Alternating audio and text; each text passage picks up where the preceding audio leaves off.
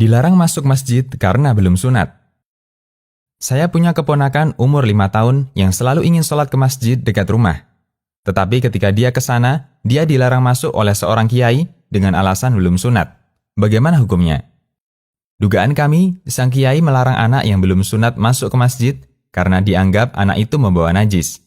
Menurut dia, sisa kencing masih tersimpan di dalam kemaluannya karena tertutup dengan kulit kulub. Dan yang benar, keberadaan najis ini bukan alasan untuk melarang sang anak masuk masjid atau melarang mereka untuk sholat. Ada beberapa alasan bahwa pemahaman sang kiai dalam hal ini salah. Pertama, bahwa umumnya sahabat melakukan khitan untuk anaknya ketika mendekati usia balik. Riwayat dari Sa'id bin Jubair, muridnya Ibnu Abbas, beliau bercerita. Ibnu Abbas radhiyallahu anhu pernah ditanya, "Bagaimana keadaan Anda ketika Rasulullah sallallahu alaihi wasallam wafat?" Jawab Ibnu Abbas, "Saya ketika itu sudah dikhitan. Dan dulu para sahabat, anaknya tidak dikhitan sampai mereka usia balik." Hadis riwayat Bukhari. Riwayat ini menunjukkan bahwa para sahabat mengkhitan anaknya ketika menginjak usia belasan tahun atau mendekati balik.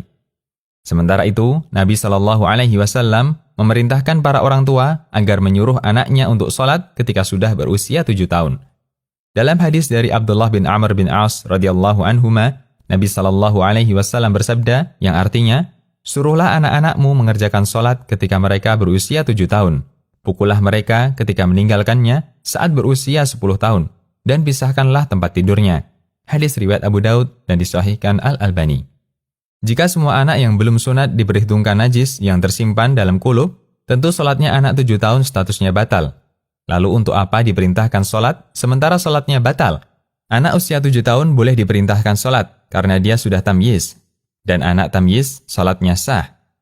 Bahkan Nabi Shallallahu Alaihi Wasallam membolehkan anak usia 7 tahun untuk menjadi imam.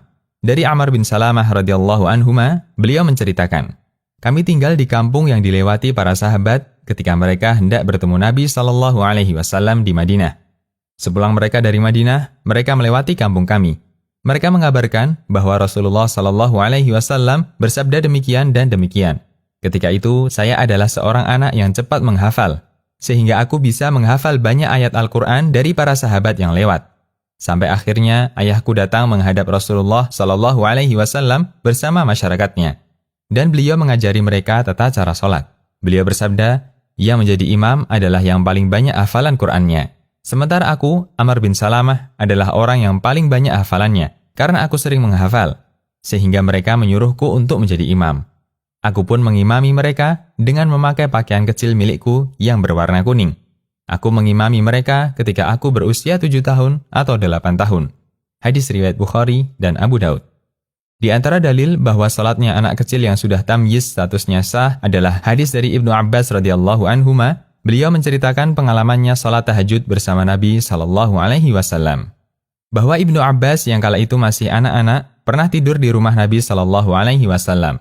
Ketika masuk pertengahan malam, Nabi Shallallahu Alaihi Wasallam bangun, mengambil wudhu, dan Ibnu Abbas berwudhu bersama beliau.